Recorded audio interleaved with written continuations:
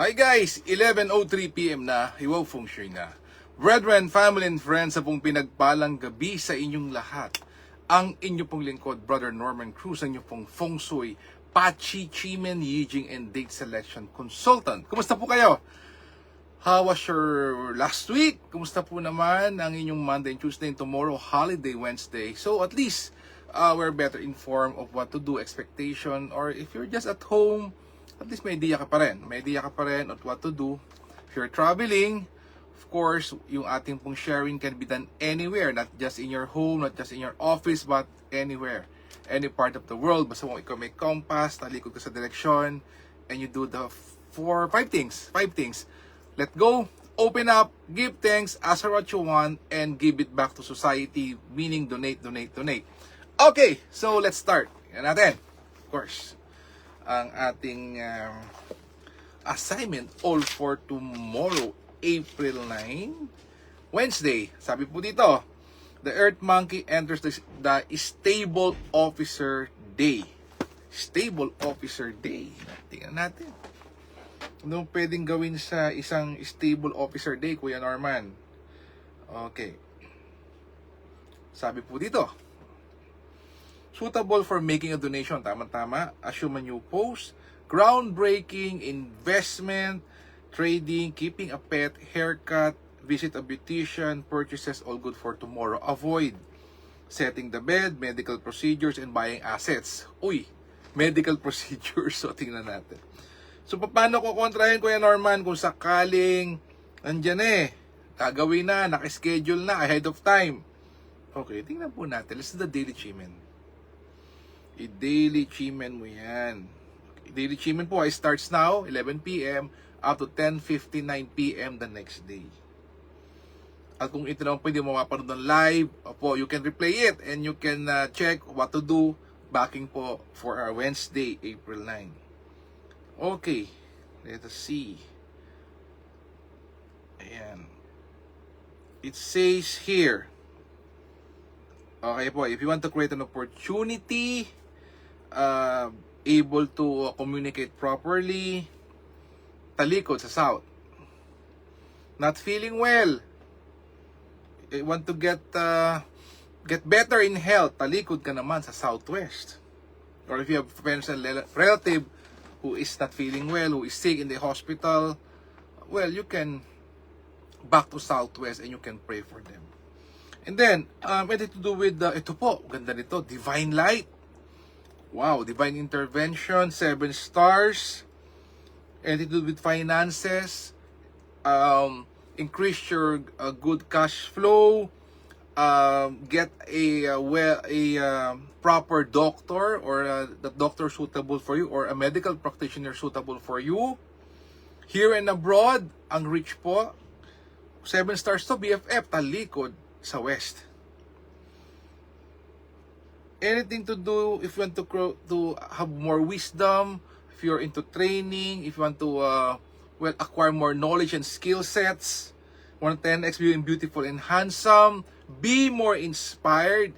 Okay, if you're losing inspiration, para pinanghinaan ng loob, get more inspired, talikod ka naman sa northeast.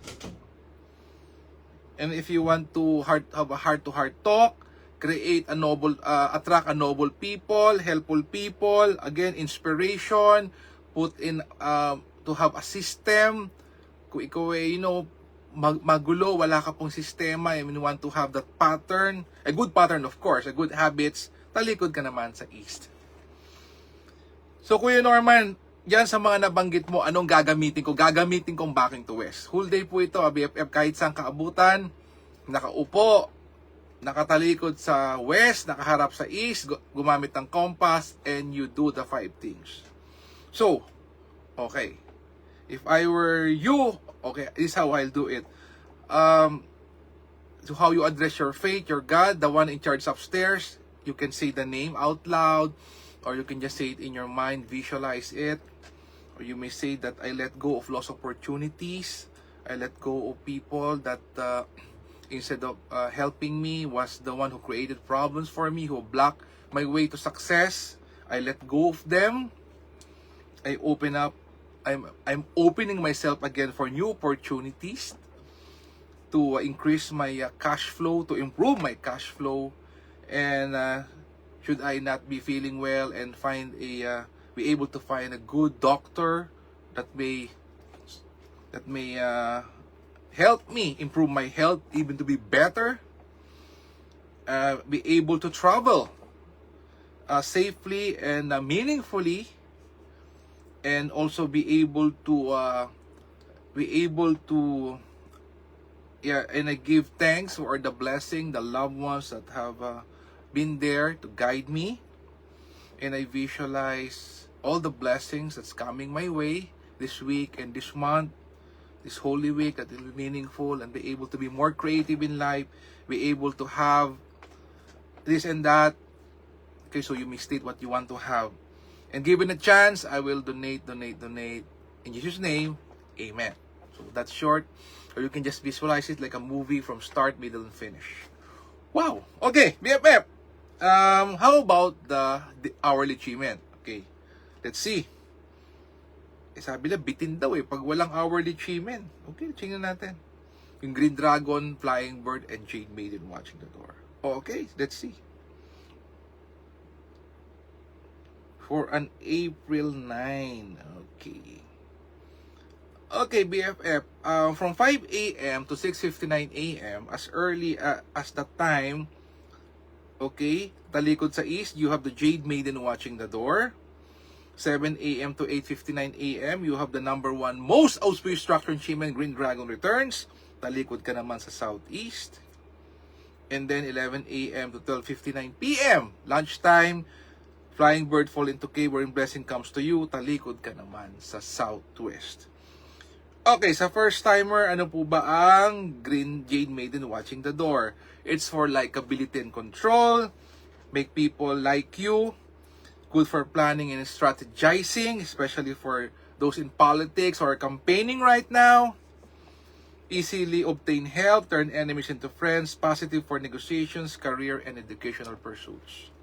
How about Flying Bird fall into cave wherein blessing comes to you? Ito naman, increase wealth and profits, good for trade and investment, nobleman offers help, relationship grows, chaotic situations resolved and plans go smoothly, defend against court cases, and supportive of new ventures and career development. Sarap nito. And the number 1 is none other than the Green Dragon returns, the best formation for victory, career progression, and increased profits, negative situations resolved and relationship flourish, initiate lawsuits, proactive formation, outstanding outcomes for taking action. So between the Flying Bird, well, blessing comes to you. Green Dragon, number 1, may gagawin ka. Alright, okay, yun po.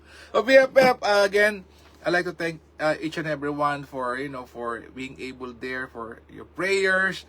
Again, tomorrow, yes, I know it's not recommended for any medical procedure, but I would like to have my blood chem. No po.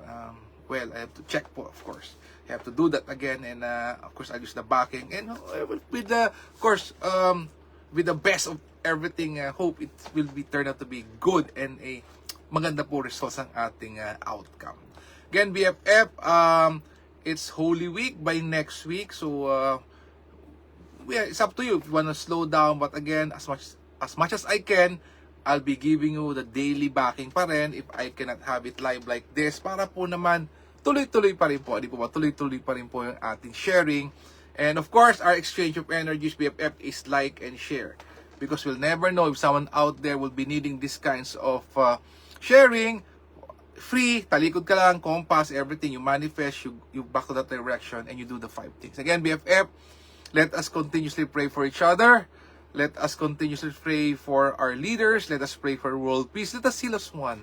Let us be a blessing to others. God bless us all with a grateful heart. Maraming po salamat sa inyo lahat. God bless, good night, and see you again tomorrow. Bye-bye. Happy Wednesday.